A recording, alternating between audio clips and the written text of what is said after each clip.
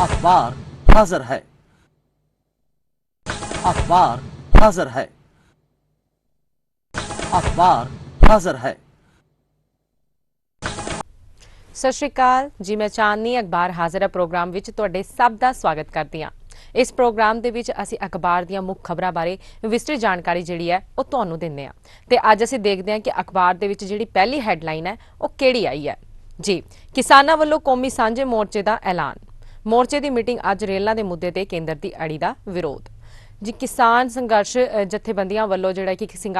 किसान संघर्ष ਜਿਹੜਾ ਇਹ ਚੱਲਦਾ ਪਿਆ ਖੇਤੀ ਕਾਨੂੰਨਾਂ ਦੇ ਖਿਲਾਫ, ਜਿਸ ਦੇ ਕਰਕੇ ਕੇਂਦਰ ਦੇ ਨਾਲ ਜਿਹੜੀ ਹੈ ਕਿਸਾਨ ਜਥੇਬੰਦੀਆਂ ਦੀ ਉਹ ਮੀਟਿੰਗ ਹੋਈ ਸੀ। ਮੀਟਿੰਗ ਹੋਣ ਤੋਂ ਬਾਅਦ ਜਿਹੜੀ ਹੈ ਕੱਲ ਦੁਬਾਰਾ ਫਿਰ ਜਿਹੜੀ ਕਿਸਾਨਾਂ ਨੇ ਆਪਸੀ ਜਿਹੜੇ ਜਥੇਬੰਦੀਆਂ ਉਹਨਾਂ ਨੇ ਮੀਟਿੰਗ ਕੀਤੀ। ਮੀਟਿੰਗ ਕਰਨ ਤੋਂ ਬਾਅਦ ਜਿਹੜੀ ਅਗਲੀ ਕਾਰਵਾਈ ਹੈ ਉਸ ਨੂੰ ਉਲੀਕਣ ਵਾਸਤੇ ਜਿਹੜੀ ਨਵੀਂ ਰਣਨੀਤੀ ਹੈ ਉਹ ਉਲੀਕੀ ਗਈ ਹੈ ਤੇ ਇਸ ਦੇ ਨਾਲ ਹੀ ਕਿਸਾਨ ਜਥੇਬੰਦੀਆਂ ਨੇ ਗੱਲਬਾਤ ਕਰਦਿਆਂ ਹੋਇਆ ਇਹ ਗੱਲ ਦੱਸੀ ਹੈ ਕਿ ਕੇਂਦਰ ਦੇ ਨਾਲ ਜਿਹੜੀ ਮੀਟਿੰਗ ਹੋਈ ਹੈ ਉਸ ਦੇ ਵਿੱਚ ਜਿਹੜੀ ਮਾਲ ਗੱਡੀਆਂ ਆ ਉਹਨਾਂ ਨੂੰ ਹਰੀ ਝੰਡੀ ਜਿਹੜੀ ਨਹੀਂ ਦਿੱਤੀ ਗਈ ਕੇਂਦਰ ਵੱਲੋਂ, ਕਿਉਂਕਿ ਜਿਹੜੇ ਮੀਟਿੰਗ ਦੇ ਵਿੱਚ ਸੀਗੇ ਕੇਂਦਰ ਨਾਲ ਜਦੋਂ ਮੀਟਿੰਗ ਹੋਈ ਹੈ ਉਦੋਂ ਰੇਲ ਮੰਤਰੀ ਪਿਊਸ਼ ਗੋਇਲ ਤੇ ਖੇਤੀਬਾੜੀ ਮੰਤਰੀ ਤੋਮਰ ਵੀ ਮੌਜੂਦ ਸਨ ਤੇ ਪਿਊਸ਼ ਗੋਇਲ ਰੇਲ ਮੰਤਰੀ ਦੇ ਨਾਲ ਉਹਨਾਂ ਨੇ ਗੱਲਬਾਤ ਕਰਦਿਆਂ ਹੋਇਆ ਜਿੰਨੇ ਵੀ ਕਾਨੂੰਨ ਸੀਗੇ ਉਹਨਾਂ ਬਾਰੇ ਗੱਲਬਾਤ ਕੀਤੀ ਤੇ ਇਸ ਦੇ ਨਾਲ ਹੀ ਉਹਨਾਂ ਨੇ ਕਿਹਾ ਕਿ ਜਿਹੜਾ ਪੰਜਾਬ ਦੇ ਵਿੱਚ ਅਸੀਂ ਰੇਲ ਦੀਆਂ ਪਟੜੀਆਂ ਖਾਲੀ ਕਰ ਦਿੱਤੀਆਂ ਆ ਤੇ ਤੁਸੀਂ ਜਿਹੜਾ ਰੇਲ ਮਾਲ ਗੱਡੀ ਹੈ ਉਸ ਦੀ ਆਵਾਜਾਈ ਨੂੰ ਮੁੜ ਸ਼ੁਰੂ ਕੀਤਾ ਜਾਵੇ। ਪਰ ਜਿਹੜੇ ਰੇਲ ਮੰਤਰੀ ਪਿਊਸ਼ ਗੋਇਲ ਹੈ ਉਹਨਾਂ ਨੇ ਇਹ ਤਰਕ ਦਿੱਤਾ ਹੈ ਕਿ ਤੁਸੀਂ ਰੇਲ ਗੱਡੀਆਂ ਦਾ ਅਸੀਂ ਮਾਲ ਗੱਡੀਆਂ ਤੇ ਚਲਾ ਦਾਂਗੇ ਲੇਕਿਨ ਤੁਸੀਂ ਮਾਲ ਗੱਡੀਆਂ ਦੇ ਨਾਲ ਨਾਲ ਜਿਹੜੀ ਰੇਲ ਗੱਡੀਆਂ ਆ ਸਵਾਰੀ ਗੱਡੀਆਂ ਆ ਉਹਨਾਂ ਨੂੰ ਵੀ ਮਨਜ਼ੂਰੀ ਦੇਵੋ ਕਿ ਉਹ ਵੀ ਜਿਹੜੀਆਂ ਰੇਲ ਗੱਡੀ ਦੀ ਆਵਾਜਾਈ ਹੈ ਉਹ ਵੀ ਜਿਹੜੀ ਹੈ ਮੁੜ ਸ਼ੁਰੂ ਹੋ ਸਕੇ। ਪਰ ਜਿਹੜੇ ਕਿਸਾਨ ਜਥੇਬੰਦੀਆਂ ਨੇ ਉਹਨਾਂ ਨੇ ਇਸ ਚੀਜ਼ ਨੂੰ ਹਲੇ ਜਿਹੜਾ ਮੀਟਿੰਗ ਦੇ ਵਿੱਚ ਹੈ ਉਹ ਨਹੀਂ ਕਿਹਾ। ਉਹਨਾਂ ਨੇ ਇਸ ਗੱਲ ਤੋਂ ਮਨਾ ਕਰ ਦਿੱਤਾ। ਉਹ ਕਹਿੰਦੇ ਕਿ ਨਹੀਂ, ਪਹਿਲਾਂ ਤੁਸੀਂ ਮਾਲ ਗੱਡੀਆਂ ਦੀ ਜਿਹੜੀ ਆਵਾਜਾਈ ਹੈ ਉਹ ਸ਼ੁਰੂ ਕਰੋ। ਹੁਣ ਇਸ ਮੀਟਿੰਗ ਦੇ ਵਿੱਚ ਇਹ ਗੱਲਬਾਤ ਕਰਦੇ ਹਾਂ। ਇਸ ਮੀਟਿੰਗ ਦੇ ਵਿੱਚ ਕਿਹਾ ਗਿਆ ਹੈ ਕਿਸਾਨ ਜਥੇਬੰਦੀਆਂ ਵੱਲੋਂ, ਉਹਨਾਂ ਨੇ ਇਹ ਗੱਲ ਆਖੀ ਹੈ ਕਿ ਜੇ ਪਿਊਸ਼ ਗੋਇਲ ਨੇ ਰੇਲ ਮੰਤਰੀ ਜੇ ਉਹ ਰੇਲ ਗੱਡੀਆਂ ਦੀ ਮੁੜ ਜਿਹੜੀ ਮਾਲ ਗੱਡੀਆਂ ਦੀ ਮੁੜ ਸ਼ੁਰੂਆਤ ਕਰਦੇ ਹਨ ਤਾਂ ਅਸੀਂ ਉਸ ਤੋਂ ਬਾਅਦ ਜਿਹੜੀ ਰੇਲ ਗੱਡੀਆਂ ਦੀ ਆਵਾਜਾਈ ਦੇ ਉੱਤੇ ਵਿਚਾਰ ਵਟਾਂਦਰਾ ਕਰਾਂਗੇ। ਵਿਚਾਰ ਕਰਨ ਤੋਂ ਬਾਅਦ ਅਸੀਂ ਸੋਚਾਂਗੇ ਕਿ ਜਿਹੜੀ ਰੇਲ ਗੱਡੀਆਂ ਦੀ ਚੱਲਣ ਦੀ ਮਨਜ਼ੂਰੀ ਦਿੱਤੀ ਜਾਵੇ ਕਿ ਨਹੀਂ। ਇਹ ਗੱਲ ਦਾ ਜਿਹੜਾ ਪ੍ਰਗਟਾਵਾ ਹੈ ਕਿਸਾਨ ਜਥੇਬੰਦੀਆਂ ਵੱਲੋਂ ਕੀਤਾ ਗਿਆ ਕਿਉਂਕਿ ਉਹ ਕਹਿ ਰਹੇ ਨੇ ਕਿ ਪਹਿਲਾਂ ਮਾਲ ਗੱਡੀਆਂ ਦੀ ਸ਼ੁਰੂਆਤ ਕੀਤੀ ਜਾਵੇ, ਉਸ ਤੋਂ ਬਾਅਦ ਜਦੋਂ ਰੇਲ ਗੱਡੀਆਂ ਦੀ ਸ਼ੁਰੂਆਤ ਹੋਏਗੀ ਉਸ ਤੇ ਅਸੀਂ ਵਿਚਾਰ ਵਟਾਂਦਰਾ ਕਰਾਂਗੇ। ਇਸ ਦੇ ਨਾਲ ਹੀ ਜਿਹੜੀ ਕਿਸਾਨ ਜਥੇਬੰਦੀਆਂ ਜਿਹੜੇ ਕਿ ਆਲ ਕਿਸਾਨ ਯੂਨੀਅਨ ਹੈ, ਸਾਡੇ 500 ਕਿਸਾਨ ਆਗੂ ਜਥੇਬੰਦੀਆਂ ਆ ਆਲ ਓਵਰ ਇੰਡੀਆ ਦੇ ਵਿੱਚ, ਉਹਨਾਂ ਨੇ ਸਾਰਿਆਂ ਨੇ ਮਿਲ ਕੇ ਇਕੱਠੇ ਹੋ ਕੇ ਇੱਕ ਜਿਹੜਾ ਮੇਨ ਮੰਚ ਹੈ ਉਹ ਜਿਹੜੇ ਕਿ ਯੂਨੀਅਨ ਬਣਾਈ ਹੈ ਜਿਸ ਨੂੰ ਉਸ ਯੂਨੀਅਨ ਦਾ ਨਾਮ ਹੈਗਾ ਆ ਕਿਸਾਨ ਮੋਰਚਾ। ਜੀ, ਕਿਸਾਨ ਮੋਰਚਾ ਜਿਹੜਾ ਆ ਸੰਯੁਕਤ ਕਿਸਾਨ ਮੋਰਚਾ ਜਿਹੜਾ ਯੂਨੀਅਨ ਦਾ ਨਾਂ ਰੱਖਿਆ ਗਿਆ ਹੈ। ਇਸ ਦੇ ਵਿੱਚ ਜਿਹੜੇ ਆਲ ਓਵਰ ਇੰਡੀਆ ਦੇ ਕਿਸਾਨ ਨੇ, ਕਿਸਾਨ ਜਥੇਬੰਦੀਆਂ ਨੇ, ਉਹਨਾਂ ਵਾਸਤੇ ਇੱਕ ਮੰਚ ਜਿਹੜਾ ਹੈ ਉਹ ਸਾਂਝਾ ਕਰਨਗੇ ਤੇ ਇਸ ਦੇ ਨਾਲ ਹੀ ਉਹਨਾਂ ਨੇ ਇਹ ਗੱਲ ਵੀ ਆਖੀ ਹੈ ਕਿ 26 ਤੇ 27 ਦੇ ਵਿੱਚ ਜਿਹੜਾ ਦਿੱਲੀ ਚੱਲੋ ਦਾ ਸੱਦਾ ਆ ਉਹ ਜਿਹੜਾ ਉਹਦੇ ਉੱਤੇ ਤਹਿਤ ਜਿਹੜਾ ਧਰਨਾ ਪ੍ਰਦਰਸ਼ਨ ਹੈ ਉਹ ਦਿੱਲੀ ਵੱਲ ਦਿੱਤਾ ਜਾਏਗਾ। ਟਰੈਕਟਰ ਟਰਾਲੀਆਂ ਦੇ ਨਾਲ ਜਿੰਨੇ ਵੀ ਆਲ ਓਵਰ ਇੰਡੀਆ ਦੇ ਵਿੱਚ ਭਾਰਤ ਦੇਸ਼ ਦੇ ਜਿੰਨੇ ਵੀ ਕਿਸਾਨ ਜਥੇਬੰਦੀਆਂ ਆ, ਕਿਸਾਨ ਲੋਕ ਨੇ, ਕਿਸਾਨ ਆਗੂ ਨੇ, ਉਹ ਸਾਰੇ ਜਿਹੜੇ ਟਰੈਕਟਰ ਟਰਾਲੀਆਂ ਦੇ ਰਾਹੀਂ ਦਿੱਲੀ ਜਿਹੜੇ ਆ ਕੂਚ ਕਰਨਗੇ ਤੇ ਇਕੱਠੇ ਹੋਣਗੇ। ਇਸ ਦੇ ਨਾਲ ਹੀ ਮੈਂ ਤੁਹਾਨੂੰ ਇੱਕ ਹੋਰ ਚੀਜ਼ ਦੱਸ ਦੇਵਾਂ ਕਿ ਜਿਹੜੇ ਆਪਣੇ ਪੰਜਾਬ ਦੇ ਮੁੱਖ ਮੰਤਰੀ ਕੈਪਟਨ ਅਮਰਿੰਦਰ ਸਿੰਘ ਨੇ, ਉਹਨਾਂ ਨੇ ਜਿਹੜਾ ਰੇਲ ਰੋਕੋ ਦਾ ਜਿਹੜੀ ਇਹ ਗੱਲ ਕਹੀ ਹੈ ਕਿ ਜਿੱਦਾਂ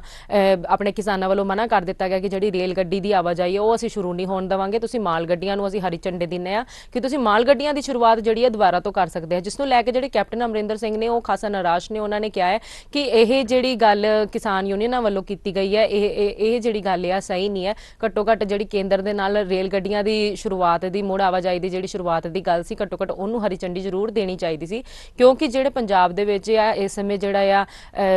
ਅਰਥਚਾਰਾ ਜਿਹੜਾ ਆ ਚਰਮਰਾਇਆ ਹੋਇਆ ਹੈ ਤੇ ਜਿਸ ਦੇ ਨਾਲ ਕਾਫੀ ਦਿੱਕਤ ਪਰੇਸ਼ਾਨੀਆਂ ਆ ਰਹੀਆਂ ਕਿਉਂਕਿ ਮਾਲ ਗੱਡੀ ਦੀ ਵੀ ਆਵਾਜਾਈ ਜਿਹੜੀ ਹੈ ਨਹੀਂ ਹੋ ਰਹੀ, ਜਿਸ ਦੇ ਨਾਲ ਜ਼ਰੂਰੀ ਵਸਤਾਂ ਆ ਉਹਨਾਂ ਦੀ ਘਾਟ ਹੋ ਗਈ ਹੈ ਤੇ ਇਸ ਦੇ ਨਾਲ ਨਾਲ ਰੇਲ ਗੱਡੀਆਂ ਨਹੀਂ ਚੱਲ ਰਹੀਆਂ, ਜਿਸ ਦੇ ਨਾਲ ਜਿਹੜਾ ਪੰਜਾਬ ਸਰਕਾਰ ਨੂੰ ਵੀ ਕਾਫੀ ਰੋਜ਼ਾਨਾ ਤੌਰ ਤੇ ਘਾਟਾ ਹੋ ਰਿਹਾ। ਇਸ ਕਰਕੇ ਜਿਹੜੇ ਕੈਪਟਨ ਅਮਰਿੰਦਰ ਸਿੰਘ ਨੇ ਉਹ ਵੀ ਖਫਾ ਨੇ ਤੇ ਉਹ ਵੀ ਉਹਨਾਂ ਨੇ ਵੀ ਨਿਰਾਸ਼ਾ ਜਿਹੜੀ ਹੈ ਜਤਾਈ ਹੈ ਕਿ ਜਿਹੜੇ ਕਿਸਾਨ ਜਥੇਬੰਦੀਆਂ ਉਹਨਾਂ ਨੂੰ ਮੀਟਿੰਗ ਦੇ ਵਿੱਚ ਘੱਟੋ ਘੱਟ ਇਹ ਸਮਰਥਨ ਜ਼ਰੂਰ ਦੇਣਾ ਚਾਹੀਦਾ ਸੀ ਕਿ ਰੇਲ ਗੱਡੀਆਂ ਜਿਹੜੀਆਂ ਮੁੜ ਤੋਂ ਸ਼ੁਰੂ ਕੀਤੀਆਂ ਜਾਣ ਤਾਂ ਜੋ ਪੰਜਾਬ ਸਰਕਾਰ ਨੂੰ ਵੀ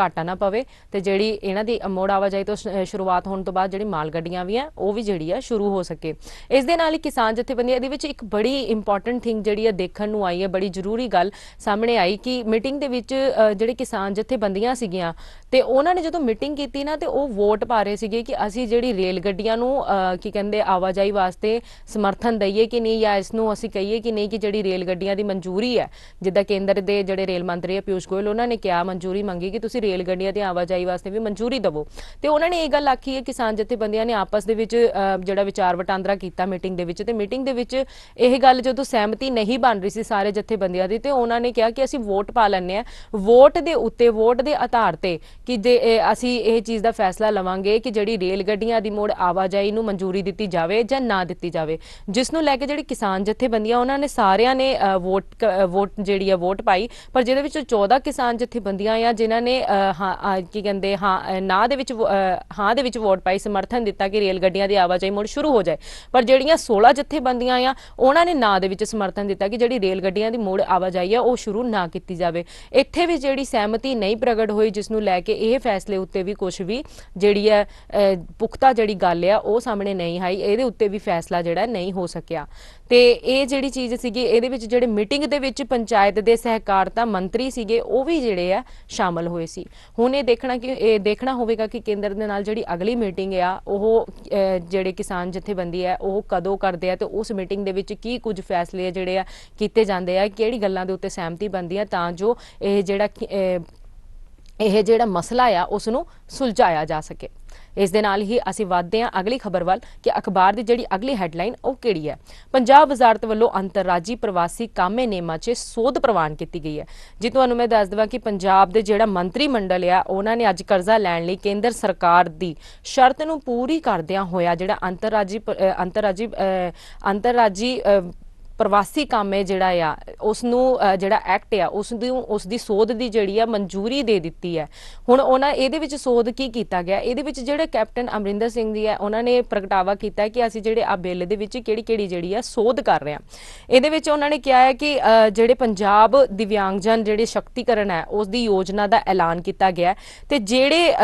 ਸ਼ਹੀਦ ਨੇ ਜਿਹੜੇ ਜੰਗ ਦੇ ਵਿੱਚ ਸ਼ਹੀਦ ਹੋ ਗਏ ਉਹਨਾਂ ਦੇ ਜਿਹੜੇ ਵਿਆਹੁਤਾ ਭਰਾਵਾਂ ਨੇ ਉਹਨਾਂ ਨੂੰ ਨੌਕਰੀਆਂ ਦੇਣ ਦਾ ਵੀ ਜਿਹੜਾ ਆ ਨਿਯਮਾਂ ਦੇ ਵਿੱਚ ਸੋਧ ਕਰ ਦਿੱਤੀ ਗਈ ਹੈ। ਇਸ ਦੇ ਨਾਲ ਹੀ ਜਿਹੜਾ ਸਰਕਾਰੀ ਮੈਡੀਕਲ ਕਾਲਜਾਂ ਦੇ ਵਿੱਚ ਵੀ ਜਿਹੜੀ ਹੈ ਭਰਤੀ ਦੀ ਪ੍ਰਵਾਨਗੀ ਦੇ ਦਿੱਤੀ ਗਈ ਹੈ ਕਿ ਜਿੰਨੇ ਵੀ ਸਰਕਾਰੀ ਮੈਡੀਕਲ ਕਾਲਜ ਤੇ ਯੂਨੀਵਰਸਿਟੀ ਆ ਉਹਨਾਂ ਦੇ ਵਿੱਚ ਜਿਹੜੇ 16 ਜਿਹੜੇ ਸਪੈਸ਼ਲ ਪ੍ਰੋਫੈਸਰ ਨੇ ਉਹ ਜਿਹੜੇ ਆ ਭਰਤੀ ਕੀਤੇ ਜਾਣਗੇ। ਇਸ ਦੇ ਨਾਲ ਹੀ ਮੈਂ ਤੁਹਾਨੂੰ ਦੱਸ ਦੇਵਾਂ ਕਿ ਜਿਹੜੇ ਖੇਤੀਬਾੜੀ ਪੰਜਾਬ ਦਾ ਜਿਹੜਾ ਖੇਤੀਬਾੜੀ ਐਕਟ ਆ ਉਸ ਦੀ ਜਿਹੜੀ ਅਮਲ ਆ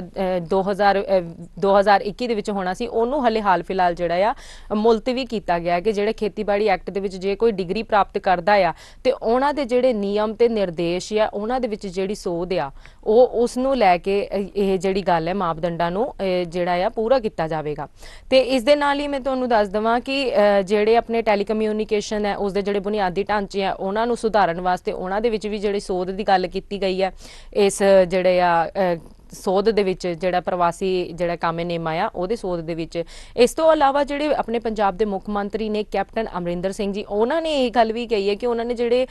ਤੁਹਾਨੂੰ ਅਸੀਂ ਦੱਸ ਦਈਏ ਕਿ ਜਿਹੜੇ ਵਾਸ਼ਿੰਗਟਨ ਦੇ ਵਿੱਚ 2020 ਜਿਹੜਾ ਆ US ਪੰਜਾਬ ਇਨਵੈਸਟਮੈਂਟ ਗੋਲਮੇਜ 2020 ਨੂੰ ਸੰਬੋਧਨ ਕੀਤਾ ਤੇ ਉਸ ਦੇ ਵਿੱਚ ਉਹਨਾਂ ਨੇ ਕਿਹਾ ਕਿ ਜਿਹੜੇ ਵਿਦੇਸ਼ੀ ਲੋਕਾਂ ਦੇ ਨਾਲ ਗੱਲਬਾਤ ਕਰਦੇ ਹੋ ਉਹਨਾਂ ਨੇ ਕਿਹਾ ਕਿ ਜਿਹੜੇ ਪੰਜਾਬ ਦੇ ਵਿੱਚ ਆ ਹੁਣ ਮੁੜ ਤੋਂ ਦੁਬਾਰਾ ਤੋਂ ਜਿਹੜੇ ਮਜ਼ਦੂਰ ਨੇ ਉਹ ਵਾਪਸ ਆ ਰਹੇ ਆ ਤੇ ਜਿਹੜਾ ਸਾਡਾ ਜਿਹੜੀ ਅਰਥ ਵਿਵਸਥਾ ਹੈ ਉਹ ਹੁਣ ਸੰਭਲ ਰਹੀ ਹੈ, ਆਪਣੇ ਪੈਰਾਂ ਤੇ ਖੜੀ ਹੋ ਰਹੀ ਹੈ। ਤੇ ਇਨਵੈਸਟਰਸ ਦੇ ਨਾਲ ਉਹਨਾਂ ਨੇ ਜਿਹੜੀ ਕਾਨਫਰੰਸ ਵਰਚੁਅਲ ਕਾਨਫਰੰਸ ਦੇ ਦੁਆਰਾ ਜਿਹੜੀ ਮੀਟਿੰਗ ਕੀਤੀ ਉਹਨਾਂ ਨੇ ਕਿਹਾ ਕਿ ਤੁਸੀਂ ਜਿਹੜੇ ਨਵੇਂ ਉਦਯੋਗ ਤੇ ਵਪਾਰ ਆ ਉਹਨਾਂ ਬਾਰੇ ਗੱਲ ਕੀਤੀ ਗਈ ਕਿ ਜਿਹੜੀ ਉਸ ਨੂੰ ਸ਼ੁਰੂਆਤ ਕੀਤੀ ਜਾ ਸਕਦੀ ਹੈ ਜਾਂ ਇਨਵੈਸਟਰਸ ਦੇ ਨਾਲ ਹੋਰ ਕਿਹੜੀ ਚੀਜ਼ਾਂ ਆ ਜੇ ਕਿਹੜੇ ਵਪਾਰ ਨੇ ਜਿਹੜੇ ਇੰਪਲੀਮੈਂਟ ਕੀਤੇ ਜਾ ਸਕਦੇ ਆ ਪੰਜਾਬ ਦੇ ਵਿੱਚ, ਉਸ ਨੂੰ ਲੈ ਕੇ ਉਹਨਾਂ ਨੇ ਹੁਲਾਰਾ ਦਿੱਤਾ ਹੈ ਕਿ ਜਿਹੜੇ ਪੰਜਾਬ ਦੇ ਵਿੱਚ ਜਿਹੜੇ ਵਿਦੇਸ਼ੀ ਵਪਾਰ ਆ ਉਹ ਵੱਧ ਸਕੇ ਤੇ ਜਿਸ ਦੇ ਨਾਲ ਜਿਹੜੀ ਅਰਥ ਵਿਵਸਥਾ ਪੰਜਾਬ ਦੀ ਉਹਦੇ ਵਿੱਚ ਵੀ ਜਿਹੜਾ ਵਾਧਾ ਹੋ ਸਕੇ। ਤੇ ਇਹਦੇ ਵਿੱਚ ਵੀ ਜਿਹੜਾ ਆ ਉਹਨਾਂ ਨੇ ਸੰਬੋਧਨ ਕੀਤਾ ਆ ਇਸ ਕਾਨਫਰੰਸ ਨੂੰ। ਇਸ ਤੋਂ ਇਲਾਵਾ ਅਸੀਂ ਅਗਲੀ ਖਬਰ ਵੱਲ ਵਧਦੇ ਹਾਂ ਕਿ ਅਗਲੀ ਖਬਰ ਕਿਹੜੀ ਆ। ਤੁਹਾਨੂੰ ਮੈਂ ਦੱਸ ਦੇਵਾਂ ਕਿ ਟਵਿੱਟਰ ਦੇ ਲੱਦਾਖ ਨੂੰ ਚੀਨ 'ਚ ਵਿਖਾਉਣ ਲਈ ਮੁਆਫੀ ਮੰਗੀ ਹੈ। ਜੀ ਹਾਂ, ਮਾਈਕਰੋ ਬਲੌਗਿੰਗ ਪਲੇਟਫਾਰਮ ਟਵਿੱਟਰ ਨੇ ਭੂਗੋਲਿਕ ਟ੍ਰੈਂਡਿੰਗ ਕਰਦਿਆਂ ਹੋਇਆ ਜਿਹੜਾ ਟੈਗਿੰਗ ਕਰਦਿਆਂ ਹੋਇਆ ਲੱਦਾਖ ਨੂੰ ਚੀਨ ਦਾ ਹਿੱਸਾ ਜਿਹੜਾ ਆ ਦਰਸਾ ਦਿੱਤਾ। ਤੇ ਜਿਸ ਨੂੰ ਲੈ ਕੇ ਜਿਹੜੇ ਸੰਸਦੀ ਮੈਂਬਰ ਆ ਉਹਨਾਂ ਨੇ ਪੱਤਰ ਲਿਖਿਆ ਤੇ ਉਹਨਾਂ ਨੇ ਇਹਦੇ ਉੱਤੇ ਇਤਰਾਜ਼ ਜਤਾਇਆ ਕਿ ਜਿਹੜਾ ਲੱਦਾਖ ਆ ਉਹ ਕੇਂਦਰ ਸ਼ਾਸਿਤ ਪ੍ਰਦੇਸ਼ ਆ ਤੇ ਉਹ ਇੱਕ ਭਾਰਤ ਦਾ ਅੰਗ ਆ, ਉਹ ਚੀਨ ਦਾ ਅੰਗ ਨਹੀਂ ਹੈ। ਜਿਸ ਨੂੰ ਜਦੋਂ ਇਹ ਸੰਸਦੀ ਮੈਂਬਰ ਵੱਲੋਂ ਪੱਤਰ ਭੇਜਿਆ ਗਿਆ ਉਹਨਾਂ ਨੂੰ ਤੇ ਸ਼ਿਕਾਇਤ ਕੀਤੀ ਗਈ ਤੇ ਉਸ ਤੋਂ ਬਾਅਦ ਜਿਹੜਾ ਟਵਿੱਟਰ ਆ ਉਹਨੇ ਮਾਫੀ ਮੰਗੀ ਹੈ ਤੇ ਟਵਿੱਟਰ ਨੇ ਕਿਹਾ ਕਿ ਮੈਂ ਮਾਫੀ ਮੰਗਦਾ ਆ ਕਿ ਛੇਤੀ ਤੋਂ ਛੇਤੀ ਜਿਹੜਾ ਆ ਅਸੀਂ ਜਿਹੜੇ ਟਵਿੱਟਰ ਦੇ ਉੱਤੇ ਜਿਹੜੀ ਇਹ ਟੈਗਿੰਗ ਕੀਤੀ ਗਈ ਹੈ ਜਾਂ ਲੱਦਾਖ ਨੂੰ ਜਿਹੜਾ ਹਿੱਸਾ ਦਿਖਾਇਆ ਗਿਆ ਆ ਉਹ ਚੀਨ ਦਾ, ਉਸ ਨੂੰ ਅਸੀਂ ਮੁੜ ਹਟਾ ਕੇ ਭਾਰਤ ਦਾ ਇੱਕ ਕੇਂਦਰ ਸ਼ਾਸਿਤ ਪ੍ਰਦੇਸ਼ ਵਜੋਂ ਜਿਹੜਾ ਆ ਉਸ ਨੂੰ ਅਸੀਂ ਦਰਸਾਵਾਂਗੇ। ਤੇ ਇਸ ਨੂੰ ਲੈ ਕੇ ਜਿਹੜਾ ਟਵਿੱਟਰ ਆ ਉਸਨੇ ਆਪਣੇ ਜਿਹੜੇ ਸੰਸਦ ਮੈਂਬਰੀ ਕਮੇਟੀ ਹੈ ਉਸ ਤੋਂ ਮੁਆਫੀ ਵੀ ਜਿਹੜੀ ਆ ਲਿਖਿਤ ਦੇ ਵਿੱਚ ਮੰਗੀ ਹੈ। ਇਸ ਦੇ ਨਾਲ ਹੀ ਰੁਖ ਕਰਦੇ ਹਾਂ ਅਸੀਂ ਅਗਲੀ ਖਬਰ ਦਾ। ਪੰਜਾਬ ਯੂਨੀਵਰਸਿਟੀ ਦੇ ਉਪ ਕੁਲਪਤੀ ਡਾਕਟਰ BS ਘੁੰਮਣ ਵੱਲੋਂ ਇਸਤੀਫਾ ਦਿੱਤਾ ਗਿਆ। ਜੀ, ਪੰਜਾਬ ਯੂਨੀਵਰਸਿਟੀ ਪਟਿਆਲਾ ਦੇ ਜਿਹੜੇ ਉਪ ਕੁਲਪਤੀ ਡਾਕਟਰ BS ਘੁੰਮਣ ਨੇ ਅੱਜ ਆਪਣੇ ਅਹੁਦੇ ਤੋਂ ਇਸਤੀਫਾ ਦੇ ਦਿੱਤਾ ਹੈ। ਉਹਨਾਂ ਨੇ ਜਿਹੜਾ ਇਹ ਇਸਤੀਫਾ ਆ ਰਾਜ ਭਵਨ ਵਿੱਚ ਜਿਹੜੇ ਆਪਣੇ VP ਬਟਨੌਰ ਨੇ ਜਿਹੜੇ ਉਹਨਾਂ ਨੂੰ ਜਿਹੜਾ ਆ ਇਹ ਰਾਜਪਾਲ ਨੇ ਉਹ ਪੰਜਾਬ ਦੇ ਉਹਨਾਂ ਨੂੰ ਇਸਤੀਫਾ ਆਪਣਾ ਸੌਂਪਿਆ ਆ ਤੇ ਇਸ ਦੇ ਨਾਲ ਹੀ ਉਹ ਵਾਈਸ ਚਾਂਸਲਰ ਵੀ ਆ ਜਿਹੜੇ ਉਹ ਰਹਿ ਚੁੱਕੇ ਨੇ। ਕਾਰਜਕਾਲ ਉਹਨਾਂ ਦਾ ਜਿਹੜਾ ਆ ਹੁਣੇ ਫਿਲਹਾਲ ਵਾਈਸ ਚਾਂਸਲਰ ਦੇ ਤੌਰ ਤੇ 3 ਸਾਲ ਵਾਸਤੇ ਜਿਹੜਾ ਉਹਨਾਂ ਦਾ ਕਾਰਜਕਾਲ ਆ 3 ਸਾਲ ਦਾ ਵਾਅਦਾ ਕੀਤਾ ਗਿਆ ਸੀਗਾ, ਪਰ ਹੁਣ ਉਹਨਾਂ ਨੇ ਆਪਣੇ ਵੱਲੋਂ ਜਿਹੜਾ ਆ ਅਸਤੀਫਾ ਜਿਹੜਾ ਆ ਰਾਜਪਾਲ ਨੂੰ ਸੌਂਪ ਦਿੱਤਾ ਆ। ਇਸ ਦੇ ਨਾਲ ਹੀ ਇਹ ਵੀ ਗੱਲ ਆ ਰਹੀ ਸੀਗੀ ਕਿ ਉਹਨਾਂ ਨੂੰ ਜਿਹੜਾ ਅਸਤੀਫਾ ਆ ਉਹ ਮਤਲਬ ਕਿਉਂ ਸੌਂਪਿਆ ਗਿਆ ਆ ਤੇ ਉਹ ਕਹਿੰਦੇ ਕਿ ਇਹ ਜਿਹੜੇ ਯੂਨੀਵਰਸਿਟੀ ਜਿਹੜੇ ਵਿੱਤੀ ਹਾਲਾਤਾਂ ਨੂੰ ਲੈ ਕੇ ਉਹਨਾਂ ਉੱਤੇ ਬਹੁਤ ਦਬਾਅ ਬਣਾਇਆ ਜਾ ਰਿਹਾ ਸੀ, ਇਸ ਦਬਾਅ ਦੇ ਚੱਲਦੇ ਹੋਏ ਜਿਹੜਾ ਉਹਨਾਂ ਨੇ ਆਪਣਾ ਇਹ ਅਸਤੀਫਾ ਆ ਉਹ ਦੇ ਦਿੱਤਾ ਆ। ਤੇ ਜਿਹੜਾ ਇਹ ਅਸਤੀਫਾ ਉਹਨਾਂ ਨੇ ਹੈ ਉਹ ਰਾਜ ਭਵਨ ਦੇ ਵਿੱਚ ਦਿੱਤਾ। ਜਿਹੜੇ ਪੰਜਾਬ ਦੇ ਜਿਹੜੇ ਰਾਜਪਾਲ ਨੇ VP ਬਟਨੌਰ ਜੀ, ਡਾਕਟਰ VP ਬਟਨੌਰ, ਉਹਨਾਂ ਨੂੰ ਜਿਹੜਾ ਅਸਤੀਫਾ ਆ ਉਹ ਸੌਂਪਿਆ ਗਿਆ ਆ। ਜੀ, ਇਸ ਦੇ ਨਾਲ ਹੀ ਅਸੀਂ ਵਧਦੇ ਹਾਂ ਅਗਲੀ ਖਬਰ ਵੱਲ ਕਿ ਅਖਬਾਰ ਦੀ ਜਿਹੜੀ ਅਗਲੀ ਸੁਰਖੀ ਕਿਹੜੀ ਹੈ। ਕੋਵਿਡ ਦੇ ਬਾਵਜੂਦ ਕੁਝ ਦੇਸ਼ਾਂ ਨੇ ਅਤਵਾਦ ਨੂੰ ਹਮਾਇਤ ਜਾਰੀ ਰੱਖੀ ਹੈ। ਜੀ, ਤੁਹਾਨੂੰ ਮੈਂ ਦੱਸ ਦਵਾਂ, ਭਾਰਤ ਦੇ ਸੰਯੁਕਤ ਰਾਸ਼ਟਰ 'ਚ ਜਿਹੜੀ ਸਥਾਈ ਪ੍ਰਤੀਨਿਧੀ TS ਤ੍ਰਿਮੂਰਤੀ ਨੇ ਉਹਨਾਂ ਨੇ ਕਿਹਾ ਹੈ ਕਿ COVID-19 ਮਹਾਮਾਰੀ ਦੇ ਵਿੱਚ ਜਿਹੜੇ ਕੁਝ ਮੁਲਕ ਨੇ ਉਹ ਕੋਵਿਡ ਮਹਾਮਾਰੀ ਦੇ ਚੱਲਦੇ ਹੋਏ ਵੀ ਅਤਵਾਦੀ ਜਿਹੜੇ ਗਤੀਵਿਧੀਆਂ ਆ ਉਹਨਾਂ ਨੂੰ ਘੱਟ ਨਹੀਂ ਕਰ ਰਹੇ। ਉਹ ਹੁਣ ਵੀ ਇਸ ਵਕਤ ਵੀ ਜਿਹੜੀ ਅਤਵਾਦੀ ਗਤੀਵਿਧੀਆਂ ਆ ਉਹਦੇ ਵਿੱਚ ਆਪਣਾ ਪੂਰਾ ਸਮਰਥਨ ਦੇ ਰਿਹਾ ਤੇ ਪੂਰੇ ਜ਼ੋਰ ਸ਼ੋਰ ਦੇ ਨਾਲ ਇਹੋ ਜਿਹੀਆਂ ਗਤੀਵਿਧੀਆਂ ਨੂੰ ਅੰਜਾਮ ਦੇ ਰਿਹਾ ਤੇ ਉਹਨਾਂ ਨੇ ਕਿਹਾ ਕਿ ਇਹ ਚੀਜ਼ ਦੇ ਉੱਤੇ ਜਿਹੜਾ ਆ ਇਸ ਨੂੰ ਜੜ੍ਹਾਂ ਨੂੰ ਜਿਹੜਾ ਮਜ਼ਬੂਤ ਕਰਦੇ ਹੋਏ ਇਸ ਨੂੰ ਖਤਮ ਕਰਨਾ ਬਹੁਤ ਜ਼ਿਆਦਾ ਜ਼ਰੂਰੀ ਹੈ। ਉਹਨਾਂ ਨੇ ਸਿੱਧੀ ਗੱਲ ਜਿਹੜੀ ਆ ਪਾਕਿਸਤਾਨ ਦਾ ਨਾਂ ਲਏ ਬਿਨਾਂ ਹੀ ਕਿਹਾ ਆ ਕਿ ਜਿਹੜੇ ਸੰਯੁਕਤ ਰਾਸ਼ਟਰ ਨੂੰ ਚਾਹੀਦਾ ਆ ਕਿ ਸਾਨੂੰ ਅੱਤਵਾਦ ਦੇ ਉੱਤੇ ਜਿਹੜੇ ਬਹੁਤ ਸਖਤੀ ਦੇ ਨਾਲ ਕਾਰਵਾਈ ਕਰੇ ਤੇ ਕਾਰਵਾਈ ਕਰਦੇ ਹੋਏ ਇਸ ਨੂੰ ਖਤਮ ਕੀਤਾ ਜਾਵੇ। ਇਸ ਦੇ ਨਾਲ ਹੀ ਉਹਨਾਂ ਯਹੂਦੀਆਂ ਦੇ ਭਾਰਤ ਦੇ ਨਾਲ ਸੁਖਾਵੇਂ ਸੰਬੰਧਾਂ ਦੀ ਵੀ ਹਵਾਲਾ ਦਿੱਤਾ। ਉਹਨਾਂ ਨੇ ਕਿਹਾ ਕਿ ਜਿਹੜੇ ਵਿਸ਼ਵ ਯਹੂਦੀ ਕਾਂਗਰਸ ਵੱਲੋਂ ਕਰਵਾਏ ਗਏ ਜਿਹੜੇ ਸਮਾਗਮ ਦੇ ਵਿੱਚ ਇੱਕ ਵਰਚੁਅਲੀ ਮੀਟਿੰਗ ਦੇ ਦੌਰਾਨ ਹੀ ਉਹਨਾਂ ਨੇ ਸੰਬੋਧਨ ਕਰਦਿਆਂ ਇਹ ਗੱਲ ਦਾ ਪ੍ਰਗਟਾਵਾ ਕੀਤਾ ਤੇ ਉਹਨਾਂ ਨੇ ਇਹ ਵੀ ਕਿਹਾ ਕਿ ਜਿਹੜੇ ਯਹੂਦੀ ਨੇ ਉਹਨਾਂ ਦੇ ਨਾਲ ਘੱਟੋ ਘੱਟ 2000 ਸਾਲ ਪੁਰਾਣਾ ਜਿਹੜਾ ਭਾਰਤ ਦੇ ਨਾਲ ਰਿਸ਼ਤਾ ਆ ਤੇ ਉਹ ਇਸ ਚੀਜ਼ ਨੂੰ ਬਹੁਤ ਜ਼ਿਆਦਾ ਜਿਹੜਾ ਆ ਉਹਨਾਂ ਦੇ ਨਾਲ ਰਲ ਮਿਲ ਕੇ ਚੱਲਦੇ ਆ। ਉਹਨਾਂ ਦੇ ਨਾਲ ਪ੍ਰੇਮ ਪਿਆਰ ਦਾ ਜਿਹੜਾ ਆ ਵਰਤਾਅ ਆ, ਸਾਡਾ ਪ੍ਰੇਮ ਪਿਆਰ ਦਾ ਸੰਬੰਧ ਆ ਯਹੂਦੀਆਂ ਦੇ ਨਾਲ, ਉਹਨਾਂ ਨੇ ਇਹ ਚੀਜ਼ ਨੂੰ ਪ੍ਰਗਟ ਕੀਤਾ ਹੈ। ਇਸ ਦੇ ਨਾਲ ਹੀ ਮੁੰਬਈ ਹਾਦਸੇ ਦੇ ਵਿੱਚ ਜਿਹੜੇ ਯਹੂਦੀ ਸੀਗੇ ਇੱਕ ਉਹਨਾਂ ਦੇ ਵਾਸਤੇ ਵੀ ਉਹਨਾਂ ਨੇ ਜਿਹੜੀ ਹੈ ਪ੍ਰੇ ਕੀਤੀ ਸੀਗੀ। ਜੀ, ਇਸ ਦੇ ਨਾਲ ਹੀ ਅਗਲੀ ਖਬਰ ਦਾ ਰੁਖ ਕਰਦੇ ਹਾਂ। ਸ਼ਾਹ ਦੀ ਗੁਪਕਾਰ ਗੈਂਗ ਟਿੱਪਣੀ ਨੇ ਭਾਰਤ ਦਾ ਸਿਰ ਨੀਵਾ ਕੀਤਾ ਹੈ। ਜੀ, ਕੇਂਦਰੀ ਗ੍ਰਹਿ ਮੰਤਰੀ ਅਮਿਤ ਸ਼ਾਹ ਵੱਲੋਂ ਕੱਲ ਹੀ ਜਿਹੜਾ ਆ ਟਵੀਟ ਕੀਤਾ ਗਿਆ ਸੀਗਾ ਤੇ ਜਿਹੜੇ ਜੰਮੂ ਕਸ਼ਮੀਰ ਦੇ ਜਿਹੜੀ ਸਿਆਸਤੀ ਪਾਰਟੀਆਂ ਦੇ ਗੱਠਜੋੜ ਨੂੰ ਗੁਪਕਾਰ ਗੈਂਗ ਕਿਹਾ ਗਿਆ। ਇਹ ਗੱਲ ਕਹਿ ਕੇ ਉਹਨਾਂ ਨੇ ਸੰਬੋਧਨ ਕੀਤਾ ਤੇ ਉਹਨਾਂ ਨੇ ਕਿਹਾ ਕਿ ਜਿਹੜੇ ਜੰਮੂ ਕਸ਼ਮੀਰ ਦੇ ਵਿੱਚ ਜਿਹੜੇ ਆਹ ਗੈਂਗ ਆ ਗੱਠਜੋੜ ਆ ਇਹਨਾਂ ਨੇ ਅਸ਼ਾਂਤੀ ਪੈਦਾ ਕਰਨੀ ਹੈ ਤੇ ਉਸ ਤੋਂ ਬਾਅਦ ਜਿਹੜੇ ਕਬਾਇਲੀ ਔਰਤਾਂ ਆ ਜਾਂ ਜੰਮੂ ਕਸ਼ਮੀਰ ਦੇ ਜਿਹੜੇ ਨੀਵੇਂ ਤਬਕੇ ਦੇ ਲੋਕਾਂ ਨੂੰ ਜਿਹਨਾਂ ਨੂੰ ਅਸੀਂ ਸੁਵਿਧਾਵਾਂ ਦਿੱਤੀਆਂ ਹੋਈਆਂ 370 ਹਟਾ ਕੇ ਤੇ ਇਹ ਚਾਹੁੰਦੇ ਆ ਕਿ ਇਹ ਸੁਵਿਧਾਵਾਂ ਜਾਂ ਜਿਹੜੇ ਹੱਕ ਉਹਨਾਂ ਨੂੰ ਦਿੱਤੇ ਗਏ ਆ ਉਹ ਖੋ ਲਏ ਜਾਣ, ਜਿਹਦੇ ਉੱਤੇ ਜਿਹੜੇ ਆਪਣੇ ਜਿਹੜੇ ਰਾਜਨੀਤੀ ਸਿਆਸਤਕਾਰ ਨੇ ਆਪਣੇ ਕਹਿੰਦੇ ਉਮਰ ਅਬਦੁੱਲਾ ਜੀ ਜੰਮੂ ਕਸ਼ਮੀਰ ਦੇ ਤੇ ਉਹਨਾਂ ਨੇ ਇਹ ਗੱਲ ਵੀ ਆਖੀ ਸੀਗੀ ਅਮਿਤ ਸ਼ਾਹ ਨੂੰ ਲੈ ਕੇ ਕਿ ਹਾਂ ਜਿਹੜੇ ਅਮਿਤ ਸ਼ਾਹ ਆ ਉਹ ਨਿਰਾਸ਼ ਨੇ, ਨਿਰਾਸ਼ਾ ਦੇ ਵਿੱਚ ਇਹੋ ਜਿਹੇ ਬਿਆਨ ਜਿਹੜੇ ਆ ਉਹ ਦੇ ਰਹੇ ਨੇ। ਇਸ ਦੇ ਨਾਲ ਹੀ ਜਿਹੜੀ ਮਹਿਬੂਬਾ ਮੁਫਤੀ ਹੈ ਪਾਰਟੀ ਦੇ ਜਿਹੜੀ ਪਾਰਟੀ ਆਗੂ ਨੇ ਜੰਮੂ ਕਸ਼ਮੀਰ ਦੇ ਰਾਜਨੀਤਿਕ ਪਾਰਟੀ ਆਗੂ ਹੈ ਤੇ ਉਹਨਾਂ ਨੇ ਵੀ ਇਹੀ ਗੱਲ ਆਖੀ ਹੈ। ਉਹਨਾਂ ਨੇ ਕਿਹਾ ਕਿ ਜਿਹੜੀ BJP ਦੀ ਸਰਕਾਰ ਆ ਜਾਂ BJP ਦੇ ਜਿੰਨੇ ਵੀ ਆਗੂ ਹੈ ਉਹ ਇਹੋ ਜਿਹੀਆਂ ਗੱਲਾਂ ਦੇ ਉੱਤੇ ਟਿੱਪਣੀਆਂ ਕਰਦੇ ਆ, ਬਿਆਨਬਾਜ਼ੀ ਕਰਦੇ ਆ ਤਾਂ ਜੋ ਲੋਕਾਂ ਦਾ ਜਿਹੜੇ ਆਪਣੀ ਦੇਸ਼ ਦੀ ਜਨਤਾ ਆ ਉਹਨਾਂ ਦਾ ਧਿਆਨ ਜਿਹੜਾ ਆ ਖਿੰਡ ਸਕੇ ਤੇ ਲੋਕਾਂ ਦਾ ਧਿਆਨ ਜਿਹੜਾ ਹੈ ਵੰਡ ਸਕੇ। ਪਰ ਕਦੀ ਵੀ ਬੇਰੋਜ਼ਗਾਰੀ ਦੇ ਮਾਮਲੇ ਜਾਂ ਹੋਰ ਜਿਹੜੇ ਬਹੁਤ ਅਹਿਮ ਮੁੱਦੇ ਆ ਦੇਸ਼ ਦੇ ਵਿੱਚ ਉਹਦੇ ਉੱਤੇ ਕਦੀ ਵੀ ਜਿਹੜੀ ਬੀਜੇਪੀ ਦੀ ਸਰਕਾਰ ਆ ਉਹ ਕਦੀ ਵੀ ਜਿਹੜੀ ਹੈ ਅੱਗੇ ਬੋਲਦੀ ਹੋਈ ਦਿਖਾਈ ਨਹੀਂ ਦਿੰਦੀ, ਉਹਦੇ ਉੱਤੇ ਕਦੀ ਵੀ ਜਿਹੜੀ ਪਹਿਲ ਕਰਦੇ ਹੋਏ ਕਦੀ ਵੀ ਦਿਖਾਈ ਨਹੀਂ ਦਿੰਦੀ। ਹੁਣ ਜਿਹੜੇ ਕਾਂਗਰਸ ਆਗੂ ਨੇ ਸੈਫੂਦੀਨ ਸੋਜ਼ ਜਿਹੜੇ ਕਾਂਗਰਸ ਆਗੂ ਨੇ ਸੈਫੂਦੀਨ ਸੋਜ਼, ਉਹਨਾਂ ਵੀ ਇਹੀ ਗੱਲ ਆਖੀ ਹੈ ਕਿ ਇਸ ਦੇ ਨਾਲ ਜਿਹੜੀ ਇਹ ਟਿੱਪਣੀ ਹੈ ਅਮਿਤ ਸ਼ਾਹ ਨੇ ਕੀਤੀ ਹੈ ਇਹ ਬਹੁਤ ਹੀ ਜ਼ਿਆਦਾ ਮੰਦਭਾਗੀ ਟਿੱਪਣੀ ਹੈ ਤੇ ਉਹਨਾਂ ਨੇ ਕਿਹਾ ਹੈ ਕਿ ਇਹਦੇ ਉੱਤੇ ਜਿਹੜਾ ਆਪਣਾ ਲੋਕਤੰਤਰ ਨੂੰ ਨੀਵਾਂ ਦਿਖਾਇਆ ਗਿਆ ਇਹੋ ਜਿਹੀ ਟਿੱਪਣੀ ਕਰਕੇ। ਕਿਉਂਕਿ ਦੇਖੋ ਜੰਮੂ ਕਸ਼ਮੀਰ ਦੇ ਵਿੱਚ ਪਾਰਟੀ ਦਾ ਜਿਹੜਾ ਗੱਠਜੋੜ ਹੈ ਉਹ ਪਾਰਟੀਆਂ ਪਹਿਲਾਂ ਤੋਂ ਕਹਿੰਦੇ ਇਲੈਕਸ਼ਨ ਲੜਦੀਆਂ ਆ ਰਹੀਆਂ ਆ ਤੇ ਹੁਣ ਵੀ ਲੜਨਗੀਆਂ ਤੇ ਅੱਗੇ ਵੀ ਲੜਨਗੀਆਂ। ਉਹ ਇੱਕ ਮਤਲਬ ਸੱਤਾ ਦੇ ਵਿੱਚ ਜਿਹੜੀਆਂ ਪਾਰਟੀਆਂ ਰਹਿ ਚੁੱਕੀਆਂ ਤੇ ਇਸ ਗੱਠਜੋੜ ਨੂੰ ਇਹੋ ਜਿਹੀਆਂ ਸ਼ਬਦਾਂ ਦਾ ਇਸਤੇਮਾਲ ਕਰਕੇ ਉਹ ਟਿੱਪਣੀਆਂ ਕਰਨਾ, ਇਹ ਜਿਹੜਾ ਆ ਅਮਿਤ ਸ਼ਾਹ ਜਿਹੜੇ ਇੱਕ ਕੇਂਦਰੀ ਮੰਤਰੀ ਬੜੀ ਇੱਕ ਮਜ਼ਬੂਤ ਪਦਵੀ ਦੇ ਉੱਤੇ ਬੈਠੇ ਹੋਏ ਆ ਤੇ ਇਹੋ ਜਿਹੀਆਂ ਗੱਲਾਂ ਕਹਿਣੀਆਂ ਉਹ ਵੀ ਟਵਿੱਟਰ ਦੇ ਜ਼ਰੀਏ ਇੱਕ ਸੋਸ਼ਲ ਪਲੇਟਫਾਰਮ ਦੇ ਉੱਤੇ ਕਹਿਣਾ ਇਹ ਬਿਲਕੁਲ ਵੀ ਜਿਹੜਾ ਆ ਸ਼ੋਭਾ ਨਹੀਂ ਦਿੰਦਾ। ਇਸ ਦੇ ਨਾਲ ਜਿਹੜਾ ਲੋਕਤੰਤਰ ਨੂੰ ਨੀਵਾਂ ਦਿਖਾਇਆ ਜਾ ਰਿਹਾ ਹੈ ਜੀ। ਇਸ ਦੇ ਨਾਲ ਹੀ ਅਗਲੀ ਜਿਹੜੀ ਖਬਰ ਆ, ਤੇਜ਼ ਰਫ਼ਤਾਰ ਕਾਰ ਨੇ 2 ਚਚੇਰੇ ਭਰਾਵਾਂ ਸਣੇ 3 ਦੀ ਜਾਨ ਲਈ ਹੈ ਜੀ। ਤੁਹਾਨੂੰ ਅਸੀਂ ਦੱਸ ਦਈਏ ਕਿ ਜਿਹੜਾ ਕੁਝ ਸਮੇਂ ਪਹਿਲਾਂ ਹੀ ਲੁਧਿਆਣਾ ਦੇ ਜਿਹੜਾ ਸ਼ੇਰਪੁਰਾ ਫਲਾਈਓਵਰ ਹੈ ਉਸ ਦੇ ਕੋਲ ਜਿਹੜਾ ਬੁੱਧਵਾਰ ਸਵੇਰੇ ਇਹ ਹਾਦਸਾ ਵਾਪਰ ਗਿਆ ਕਿ ਜਿਹੜਾ ਇੱਕ ਕਾਰ ਚਾਲਕ ਸੀਗਾ ਉਸ ਨੇ 2 ਸਾਈਕਲ ਸਵਾਰ ਜਿਹੜੇ ਆ 3 ਬੰਦੇ ਜਿਹੜੇ ਆ ਉਹਨਾਂ ਦੀ ਜਾਨ ਲੈ ਲਈ ਇਸ ਹਾਦਸੇ ਦੇ ਵਿੱਚ। ਉਸਨੇ ਪਹਿਲਾਂ ਸਾਈਕਲ ਸਵਾਰ ਹੈ ਜਿਹੜਾ ਉਸ ਨੂੰ ਟੱਕਰ ਮਾਰੀ ਕਾਰ ਚਾਲਕ ਨੇ ਤੇ ਜਿਹੜਾ ਸਾਈਕਲ ਸਵਾਰ ਆ ਉਹ ਫਲਾਈਓਵਰ ਤੋਂ ਹੇਠਾਂ ਡਿੱਗ ਗਿਆ ਤੇ ਉਸ ਦੀ ਮੌਤ ਹੋ ਗਈ। ਉਸ ਤੋਂ ਬਾਅਦ 2 ਭਰਾ ਅੱਗੇ ਜਾ ਰਹੇ ਸਨ, ਉਸ ਤੋਂ ਬਾਅਦ ਉਹਨਾਂ ਨੂੰ ਲਪੇਟੇ ਦੇ ਵਿੱਚ ਲਿਆ ਤੇ ਉਹਨਾਂ ਦੇ ਵਿੱਚੋਂ ਜਿਹੜਾ ਇੱਕ ਰਿਤੇਸ਼ ਸੀਗਾ ਉਸ ਦੀ ਮੌਤ ਹੋ ਗਈ ਜਦਕਿ ਜਿਹੜਾ ਵਿਸ਼ਾਲ ਆ ਉਹ ਜ਼ਖਮੀ ਹੋ ਗਿਆ। ਉਸ ਤੋਂ ਬਾਅਦ ਜਦੋਂ ਇਹ ਕਾਰ ਚਾਲਕ ਹੈ ਅੱਗੇ ਥੋੜਾ ਵਧਿਆ, ਅੱਗੇ ਵਧਣ ਤੋਂ ਬਾਅਦ ਉਸਨੇ ਫਿਰ ਇੱਕ ਹੋਰ ਸਾਈਕਲ ਵਾਲੇ ਨੂੰ ਆਪਣੇ ਲਪੇਟੇ 'ਚ ਲਿਆ, ਉਸ ਨੂੰ ਟੱਕਰ ਮਾਰੀ ਜਿਸ ਦੇ ਨਾਲ ਉਸ ਦੀ ਵੀ ਮੌਤ ਹੋ ਗਈ। ਹੁਣ ਵਿਸ਼ਾਲ ਨੇ ਪੁਲਿਸ ਪ੍ਰਸ਼ਾਸਨ ਨੂੰ ਸ਼ਿਕਾਇਤ ਕੀਤੀ ਹੈ ਤੇ ਪੁਲਿਸ ਪ੍ਰਸ਼ਾਸਨ ਨੇ ਵਿਸ਼ਾਲ ਦੇ ਬਿਆਨਾਂ ਦੇ ਆਧਾਰ ਦੇ ਉੱਤੇ ਜਿਹੜੀ ਆ ਕੇਸ ਇਹ ਦਰਜ ਕਰ ਲਿਆ। ਕੇਸ ਨੂੰ ਦਰਜ ਕਰਦਿਆਂ ਹੋਇਆ ਜਿਹੜਾ ਡਰਾਈਵਰ ਆ ਕਾਰ ਚਾਲਕ ਹੈ ਉਸ ਦੇ ਖਿਲਾਫ ਕੇਸ ਜਿਹੜਾ ਦਾਇਰ ਕਰ ਲਿਆ ਗਿਆ ਤੇ ਹੁਣ ਜਿਹੜੀ ਉਸ ਦੀ ਭਾਲ ਜਾਰੀ ਹੈ ਕਿਉਂਕਿ ਜਿਹੜਾ ਕਾਰ ਡਰਾਈਵਰ ਸੀਗਾ ਉਹ ਮੌਕੇ ਤੋਂ ਫਰਾਰ ਹੋ ਗਿਆ ਸੀ। ਜੀ ਹਾਂ, ਤੇ ਇਹਦੇ ਵਿੱਚ ਜਿਹੜੇ 3 ਲੋਕ ਜਿਹੜੇ ਆ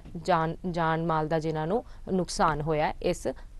ਹਾਦਸੇ ਦੇ ਵਿੱਚ ਜੀ। ਇਸ ਦੇ ਨਾਲ ਹੀ ਅਸੀਂ ਵਧਦੇ ਹਾਂ ਅਗਲੀ ਖਬਰ ਦੇ ਵੱਲ। ਕੰਗਨਾ ਰਣੌਤ ਤੇ ਰੰਗੋਲੀ ਨੂੰ ਸੰਮਨ ਜਾਰੀ ਜੀ। ਮੁੰਬਈ ਪੁਲਿਸ ਨੇ ਬਾਲੀਵੁੱਡ ਅਦਾਕਾਰ ਕੰਗਨਾ ਰਣੌਤ ਤੇ ਉਸ ਦੀ ਭੈਣ ਰੰਗੋਲੀ ਨੂੰ ਸੰਮਨ ਜਾਰੀ ਕੀਤੇ ਹੈ। ਉਹਨਾਂ ਨੇ ਇਹ ਗੱਲ ਕਹੀ ਹੈ ਕਿ ਜਿਹੜਾ ਤੁਸੀਂ ਸੋਸ਼ਲ ਪਲੇਟਫਾਰਮ ਦੇ ਉੱਤੇ ਜਿਹੜੀ ਕਿ ਤੁਸੀਂ ਟਿੱਪਣੀਆਂ ਕਰਦੇ ਹੋ ਧਾਰਮਿਕ ਰਿਲੇਟਡ ਜਾਂ ਹੋਰ ਵੀ ਆਮ ਲੋਕਾਂ ਦੇ ਨਾਲ ਜਿਹੜੇ ਵੀ ਇੱਦਾਂ ਦੇ ਸਮਾਜਿਕ ਜਿਸ ਨਾਲ ਤਣਾਅ ਉਤਪੰਨ ਹੁੰਦਾ ਹੈ, ਇਸ ਤਰੀਕੇ ਦੇ ਤੁਸੀਂ ਜਿਹੜੇ ਟਵੀਟ ਕਰ ਰਹੇ ਆ ਜਾਂ ਕੋਈ ਇਸ ਤਰੀਕੇ ਦੀ ਜਿਹੜੇ ਤੁਸੀਂ ਬਿਆਨਬਾਜ਼ੀ ਜਾਂ ਟਿੱਪਣੀਆਂ ਕਰ ਰਹੇ ਆ ਉਸ ਨੂੰ ਲੈ ਕੇ ਜਿਹੜੀ ਮੁੰਬਈ ਕੋਰਟ ਆ ਅਦਾਲਤ ਆ ਉਹਨਾਂ ਨੇ ਇਹਨਾਂ ਨੂੰ ਸੰਮਨ ਜਾਰੀ ਕੀਤਾ ਆ ਤੇ 24 ਨਵੰਬਰ ਨੂੰ ਪਹਿਲਾਂ 23 ਨਵੰਬਰ ਨੂੰ ਜਿਹੜੀ ਕੰਗਨਾ ਰਣੌਤ ਆ ਉਹਨਾਂ ਨੂੰ ਪੇਸ਼ ਹੋਣ ਵਾਸਤੇ ਕਿਹਾ ਗਿਆ ਤੇ 24 ਨਵੰਬਰ ਨੂੰ ਜਿਹੜੀ ਉਹਨਾਂ ਦੀ ਭੈਣ ਰੰਗੋਲੀ ਹੈ ਉਹਨਾਂ ਨੂੰ ਪੇਸ਼ ਹੋਣ ਵਾਸਤੇ ਕਿਹਾ ਗਿਆ। ਤੁਹਾਨੂੰ ਅਸੀਂ ਦੱਸ ਦਈਏ ਕਿ ਥੋੜੇ ਦਿਨ ਪਹਿਲਾਂ ਹੀ ਜਿਹੜੇ ਕੰਗਨਾ ਰਣੌਤ ਅਦਾਕਾਰ ਨੇ ਉਹ ਮਨਾਲੀ ਦੇ ਵਿੱਚ ਆਪਣੇ ਜਿਹੜੀ ਛੁੱਟੀਆਂ ਬਿਤਾ ਰਹੇ ਸੀ ਤੇ ਇਸੇ ਦੌਰਾਨ ਜਿਹੜੇ ਮੁੰਬਈ ਦੇ ਵਿੱਚ ਉਹਨਾਂ ਦਾ ਜਿਹੜਾ ਸਥਿਤ ਮਨੀਕਰਨਿਕਾ ਸਟੂਡੀਓ ਸੀਗਾ ਉਸ ਨੂੰ BMC ਵੱਲੋਂ ਢਾਹ ਦਿੱਤਾ ਗਿਆ ਸੀਗਾ। ਇਹ ਕਾਰਵਾਈ ਇੰਨੀ ਛੇਤੀ ਕੀਤੀ ਗਈ ਕਿ ਉਹ ਜਿਹੜੇ ਦਿਨ ਮਤਲਬ ਮਨਾਲੀ ਤੋਂ ਮੁੰਬਈ ਰਵਾਨਾ ਹੋਏ ਆ ਉਸੇ ਦੌਰਾਨ ਕੁਝ ਹੀ ਘੰਟਿਆਂ ਦੇ ਵਿੱਚ ਜਿਹੜਾ ਉਹਨਾਂ ਦੀ ਮਨੀਕਰਨਿਕਾ ਸਟੂਡੀਓ ਆ ਉਸ ਨੂੰ ਬਿਲਕੁਲ ਪੂਰਨ ਤੌਰ ਤੇ ਧਵਸਤ ਕਰ ਦਿੱਤਾ ਗਿਆ। ਬਿਲਕੁਲ ਵੀ ਕਿਸੇ ਚੀਜ਼ ਦਾ ਇੰਤਜ਼ਾਰ ਨਹੀਂ ਕੀਤਾ ਗਿਆ। ਉਹਨਾਂ ਨੇ ਇਹ ਕਿਹਾ ਕਿ ਗੈਰ ਕਾਨੂੰਨੀ ਢੰਗ ਦੇ ਨਾਲ ਜਿਹੜੀ ਇਹ ਬਿਲਡਿੰਗ ਬਣਾਈ ਗਈ ਹੈ ਜਿਸ ਨੂੰ ਲੈਂਦੇ ਹੋਏ ਅਸੀਂ ਇਸ ਬਿਲਡਿੰਗ ਨੂੰ ਜਿਹੜਾ ਹੈ ਡੇਗ ਰਹੇ ਹਾਂ ਤੇ ਮਨੀਕਰਨਿਕਾ ਸਟੂਡੀਓ ਜਿਹੜਾ ਆ ਉਹ ਬਿਲਕੁਲ ਧਵਸਤ ਕਰ ਦਿੱਤਾ ਗਿਆ। ਜਿਸ ਤੋਂ ਬਾਅਦ ਜਿਹੜੀ ਕੰਗਨਾ ਰਣੌਤ ਆ ਉਸ ਨੂੰ ਜਿਹੜੀ ਆ Y+ ਦੀ ਜਿਹੜੀ ਸਿਕਿਉਰਿਟੀ ਵੀ ਪ੍ਰੋਵਾਈਡ ਕੀਤੀ ਗਈ। Y+ ਦੀ ਸਿਕਿਉਰਿਟੀ ਦੇਣ ਤੋਂ ਬਾਅਦ ਜਿਹੜੀ ਕੰਗਨਾ ਰਣੌਤ ਆ ਫਿਰ ਉਹ ਮਨਾਲੀ ਤੋਂ ਲਗਾਤਾਰ ਮਤਲਬ ਉਸੇ ਵੇਲੇ ਸਫ਼ਰ ਕਰਦੇ ਹੋਏ ਲਗਾਤਾਰ ਫਲਾਈਟ ਚੇਂਜ ਕਰਦੇ ਹੋਏ ਫਿਰ ਉਹ ਬੰਬੇ ਪਹੁੰਚ ਕੇ ਫਿਰ ਉਹਨਾਂ ਨੇ ਦੇਖਿਆ ਤੇ ਉਹਦੇ ਰਿਲੇਟਡ ਵੀ ਜਿਹੜੀ ਕਾਰਵਾਈ ਆ ਹੁਣ ਚੱਲਦੀ ਪਈ ਹੈ। ਪਰ ਹੁਣ ਜਿਹੜਾ ਆ ਜਿਹੜੀ ਮੁੰਬਈ ਅਦਾਲਤ ਆ ਉਹਦੇ ਨਾਲ ਵੀ ਉਹਨਾਂ ਨੇ ਵੀ ਉਹਨਾਂ ਨੂੰ ਸੰਮਨ ਜਾਰੀ ਕਰ ਦਿੱਤੇ ਹੈ ਕਿ ਜਿਸ ਤਰੀਕੇ ਦੀਆਂ ਤੁਸੀਂ ਸੋਸ਼ਲ ਪਲੇਟਫਾਰਮ ਦੇ ਉੱਤੇ ਟਿੱਪਣੀਆਂ ਕਰਦੇ ਆ ਉਸ ਦੇ ਨਾਲ ਜਿਹੜਾ ਸਮਾਜਿਕ ਤਣਾਅ ਆ ਉਹ ਉਤਪੰਨ ਹੁੰਦਾ ਆ ਤੇ ਉਸ ਦੀ ਜਵਾਬਦੇਹੀ ਵਾਸਤੇ 23 ਤਰੀਕ ਨੂੰ ਅਦਾਲਤ ਦੇ ਵਿੱਚ ਕੰਗਨਾ ਰਣੌਤ ਜਿਹੜੇ ਪੇਸ਼ ਹੋਣਗੇ ਤੇ 24 ਤਰੀਕ ਨੂੰ ਜਿਹੜੀ ਉਹਨਾਂ ਦੀ ਭੈਣ ਰੰਗੋਲੀ ਹੈ ਉਹਨਾਂ ਦੀ ਪੇਸ਼ੀ ਹੈ ਜੀ।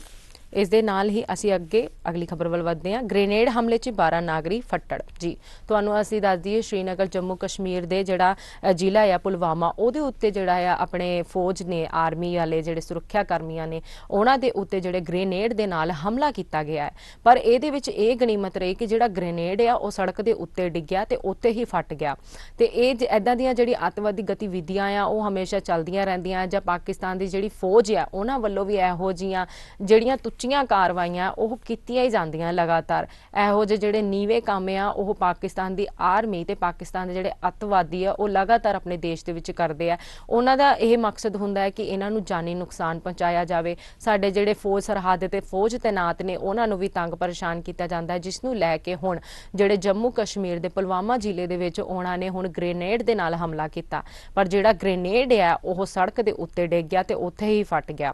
ਤੇ ਇਸ ਦੇ ਨਾਲ ਹੀ ਤੁਹਾਨੂੰ ਮੈਂ ਹਾਲੇ ਦੱਸ ਦੇਵਾਂ ਕਿ ਕੁਝ ਨਾਗਰਿਕ ਹੈ ਪਰ ਉਹਨਾਂ ਨੂੰ ਜਿਹੜੇ ਜ਼ਖਮੀ ਹੋਏ ਆ ਤੇ ਉਹਨਾਂ ਨੂੰ ਹਸਪਤਾਲ ਵੀ ਹੈ ਉਹ ਲਿਜਾਇਆ ਗਿਆ ਆ।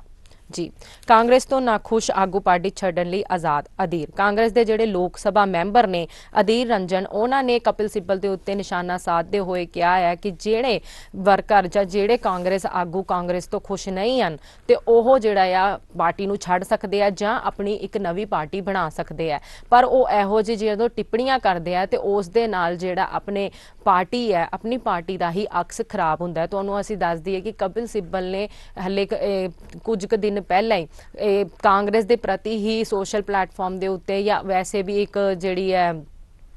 ਪੱਤਰ ਦੇ ਉੱਤੇ ਜਿਹੜਾ ਆ ਲਿਖ ਕੇ ਦਿੱਤਾ ਸੀਗਾ। ਉਹਨਾਂ ਨੇ ਇਹ ਗੱਲ ਆਖੀ ਸੀਗੀ ਕਿ ਜਿਹੜੀ ਕਾਂਗਰਸ ਹੈ ਉਹਨਾਂ ਨੂੰ ਇੱਕ ਸੀਨੀਅਰ ਜਿਹੜੇ ਵਰਕਰਸ ਨੇ ਉਹਨਾਂ ਦੀ ਜ਼ਰੂਰਤ ਹੈ, ਕਿਉਂਕਿ ਜਿਹੜਾ ਕਾਂਗਰਸ ਦਾ ਪਤਨ ਆ ਉਹ ਸਾਫ਼ ਦਿਖਦਾ ਹੋਇਆ